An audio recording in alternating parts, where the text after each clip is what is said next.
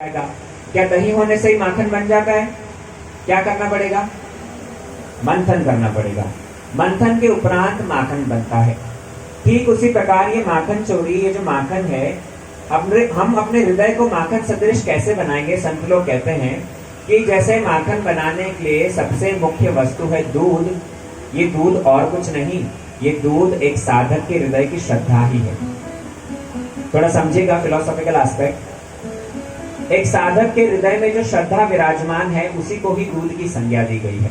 जैसे आप लोग यहाँ बैठे हुए हैं, भगवान के प्रति आपकी श्रद्धा है, भागवतम के प्रति, संतों के प्रति, यत्किंचित जितनी भी श्रद्धा है। कुछ लोग हो सकता है सोशल प्रेशर के कारण आए हों, हम नहीं जाएंगे तो हमारे कौन आएगा, कभी कभी लोग इस दबाव में आ जाते हैं। लेकिन तब पर भी भारत भूमि का जन्म है और बचपन से ही ये संस्कार तो है, तो साधुओं के प्रति, शास्त्रों के प्रति, भगवान के प्रति थोड़ी बहुत श्रद्धा तो है।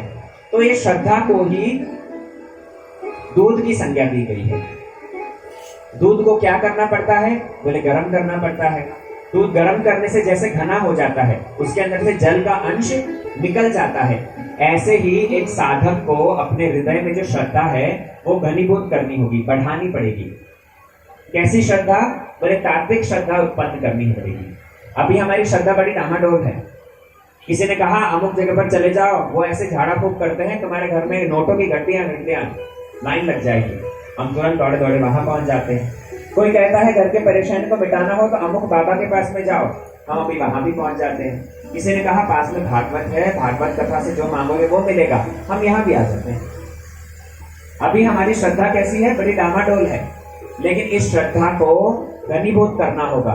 जैसे दूध को गर्म किया जाता है, ऐसे ही एक साधक को अपने हृदय में जो श्रद्धा विराजमान है उसे बढ़ाना होगा। बढ़ाएंगे कैसे? बोले सत्संग के माध्यम से। जैसे विगत 6-7 दिनों से, 5-6 दिनों से कथा सुन रहे हो, ज्ञान हुआ कि नहीं? सत्संग से विवेक जागृत हुआ कि नहीं? ये सत्संग से ही हमारे हृदय में जो भगवान के प्रति श्रद्धा है वो बढ़ेगी। इसलिए नित्य निरंतर सत्संग करते रहना चाहिए, पहली बात। अब जब ये श्रद्धा बढ़ गई, जब ये दूध गर्म हो गया, तो ऐसे में क्या करना होगा? बोले जावन दो, खटाई दो। ये जावन क्या है? कि साधक के हृदय में जब श्रद्धा संपूर्ण रूप में घनीभूत हो चुकी है, तो ऐसे में कोई सद्गुरु चरणाश्रय ग्रहण करे, सद्गुरु के मुख से मंत्र ग्रहण करे। जो सद्गुरु कान में मंत्र देते हैं ना, वो मंत्र ही भैया जावन है। वो मंत्र ही खटाई का काम करेगा, जिससे आपका दूध दही में परिवर्तित हो जाएगा। जब तक कोई व्यक्ति सद्गुरु चरणाश्रय ग्रहण नहीं करता, तब तक बात नहीं बनेगी। शास्त्र में बतलाया है सद्गुरु चरणाश्रय बहुत जरूरी है। कुछ लोग प्रश्न करते हैं कि भैया भगवान का नाम ही तो जप करना है ना, ऐसे में किसी बाबा के चक्कर में पड़ने की क्या आवश्यकता, किसी गुरु ग्रहण करने की क्या आवश्यकता है? नहीं, भगवान का नाम तो जप करना ही है। लेकिन जब हम किसी संत का आश्रय ग्रहण करके वो भगवान नाम जाप करते हैं, तो उसका कई गुना अधिक फल होता है। उदाहरण से समझिएगा, जैसे एक बंदूक की गोली, छोटी सी बंदूक की गोली देखा है ना, रिवॉल्वर में जो छोटी गोली लगती है 10 मिलीमीटर, ज्यादा बड़ी नहीं होगी। लेकिन इतनी छोटी सी गोली जब आप उठा करके ऐसे ही किसी को मारोगे तो उसका एक प्रभाव है।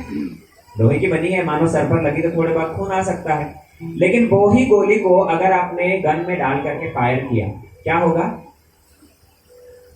राम नाम सत्य, आर पार हो जाएगी गोली, व्यक्ति की मृत्यु हो जाएगी।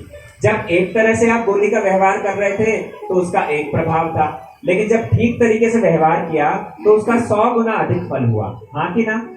ठीक उसी प्रकार भैया भगवान का नाम ऐसे ही जप करोगे, फायदा है, लाभ मिलेगा। लेकिन जब वो ही भगवान का नाम हम किसी संत का चरणाश्रय ग्रहण करके, उसके मुख से श्रवण करके तब करते हैं, उसका एक अलग लाभ है। अरे भैया गुरु की तो इतनी आवश्यकता